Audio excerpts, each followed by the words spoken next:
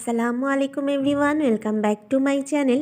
আজকে আপনাদের সাথে শেয়ার করব খুবই ইজি এবং মজার একটি রেসিপি, যা তৈরি করতে সময় খুবই কম লাগবে, তবে দেখতে এতটাই আকর্ষণীয় যে তৈরি করার সাথে সাথেই সবাই খেয়ে ফেলবে। বিশেষ করে বাচ্চারা তো এটা অনেক পছন্দ করবে।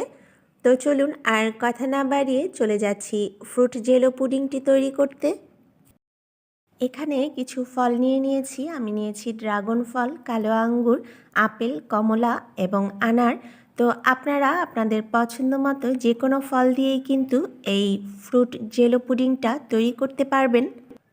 ফলগুলোকে সব কিউব করে কেটে নিয়েছি।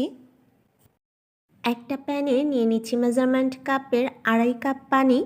তো চিনিটা অবশ্যই আপনারা আপনাদের টেস্ট অনুযায়ী অ্যাড করবেন। তো আমি এখানে প্রথমে হাফ কাপ চিনি দিয়েছি, যদি প্রয়োজন হয় তাহলে পরে আরও দিয়ে দিব। এবং দিয়ে দিচ্ছি 2 টেবিল চামচ আগার আগার পাউডার। এখন এই সব কিছু একটা হ্যান্ড উইক্সের সাহায্যে খুব ভালোভাবে মিক্সড করে নিব। সব কিছু মিশিয়ে নেওয়ার পর এখন প্যানটাকে চুলায় দিয়ে দিব।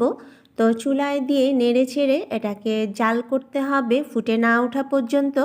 এখন এর মধ্যে অ্যাড করে দিচ্ছি কিছুটা স্ট্রবেরি ফ্লেভার। তো এটা টোটালি অপশনাল, আপনারা চাইলে না দিলেও চলবে, অথবা আপনাদের হাতের কাছে যে অ্যাসেন্স বা যে ফ্লেভারটা থাকবে সেটা দিলেও চলবে।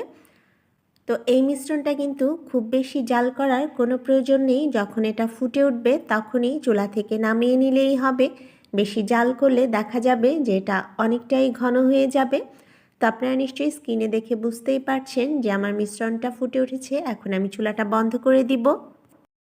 কেটে রাখা ফলের থেকে কিছুটা ফল আমি একটা বাটিতে নিয়ে নিয়েছি। তো যে বাটিতে পুডিংটা সেট করবেন সেখানে প্রথমে এভাবে কিছুটা ফল বিছিয়ে দিতে হবে।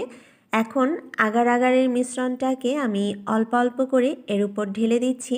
তো মিশ্রণটাকে একটু সামান্য পরিমাণে ঠান্ডা করে নিতে হবে, কিন্তু এটা খুব বেশি ঠান্ডা করা যাবে না, কারণ ঠান্ডা হলে কিন্তু যে পাত্রে থাকবে সেখানেই জমে যাবে। তো এভাবেই আমি আবারও একটু করে ফল দিয়ে দিব এবং ফলগুলো সাজিয়ে দেওয়ার পর এর উপর আবার আগার আগারের মিশ্রণ দিয়ে দিব। তো এভাবে পুরো বাটিটা ভরে আমি ফল এবং আগার আগারের মিশ্রণটা দিয়ে দিব। তো আপনারা আপনাদের পছন্দ মতো করে এই ডেকোরেশনটা করতে পারবেন। যত সুন্দর করে করবেন পুডিংটা দেখতে ঠিক ততটাই আকর্ষণীয় হবে।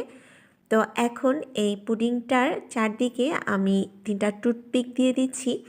আর এটা দেওয়ার কারণ হচ্ছে যখন আমরা এই পুডিংটা মোল্ড আউট করব, টুথপিকটা থাকার কারণে এটা করতে অনেকটাই সুবিধা হবে। ঠান্ডা হলেই কিন্তু এই ফ্রুট জেলো পুডিংটা একদম জমে যাবে। তারপর আমরা এটা ফ্রিজে রেখে দিব খুব ভালোভাবে জমে যাওয়ার জন্য। তো 2 ঘন্টা নর্মাল ফ্রিজে রাখতে হবে। 2 ঘন্টা পর আমি পুডিংটা ফ্রিজ থেকে বের করে নিয়েছি। তো এটা কিন্তু খুব ভালোভাবে জমে গিয়েছে।